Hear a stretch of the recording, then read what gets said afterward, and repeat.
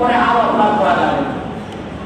যেটা করেছেন ওইটাতে ফিরে আসতে হবে, ভবিষ্যতে আর করবেন না। এই কমিটমেন্ট যদি দিতে পারেন তাহলে আল্লাহ রাব্বুল আলামিন আপনাকে আমাকে আমাদের ক্ষমা করবেন যে অপরাধগুলি আমাদের মাধ্যমে হয়েছে। তো আল্লাহ রাব্বুল আলামিনের কাছে আমরা চাই আল্লাহ পাক আমাদের সহ আমাদের সকলের জীবনের অতীতের জীবনের গুনাহগুলি যেন মাফ করে দেন। সাল্লাল্লাহু আলাইহি।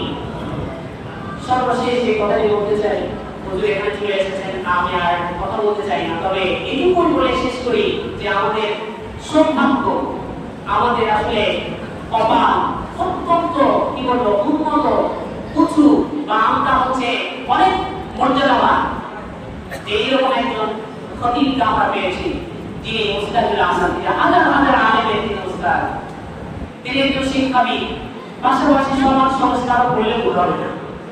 আমাদের এলাকায় যতগুলো প্রতিষ্ঠান গড়ে উঠেছে সবগুলো আমার এই উস্তাদের হাতে। এই যে মসজিদ, বিশাল মসজিদ, আল্লাহ রাব্বুল আলামিন যেন পুরা জীবনটাকে আরো সুন্দর করে দেন, পুরা আমলগুলোকে যেন আল্লাহ রাব্বুল আলামিন আরো বাড়ায় দেন, পুরা মর্যাদাকে আল্লাহ রাব্বুল আলামিন যেন আরো বাড়িয়ে দেন। এই যে আমি আপনাদের সামনে বসে কথা বলছি, এইটা হচ্ছে মানে আমার এই প্রোডাকশনটা পুরো হুজুরের হাতে। হুজুর না হলে হয়তো আমি পরিদিন হয়তো হইতে পারতাম না। 100% আমার যে ওই যে আমার পিছনে যাওয়া ওটা এর পুরোটাই 100% অবদান হচ্ছে হুজুরের। তো হুজুরের জন্য মানে আমি দোয়া করি, আপনাদের কাছে দোয়া চাই, সবাই মিলে আমরা হুজুরের জন্য দোয়া করি। হুজুরকে আল্লাহ রাব্বুল আলামিন যেন হায়াতে তাইয়্যিবা দান করেন। সাল্লাল্লাহু আলাইহি ওয়া সাল্লাম। আলহামদুলিল্লাহি রাব্বিল আলামিন। আসসালামু আলাইকুম।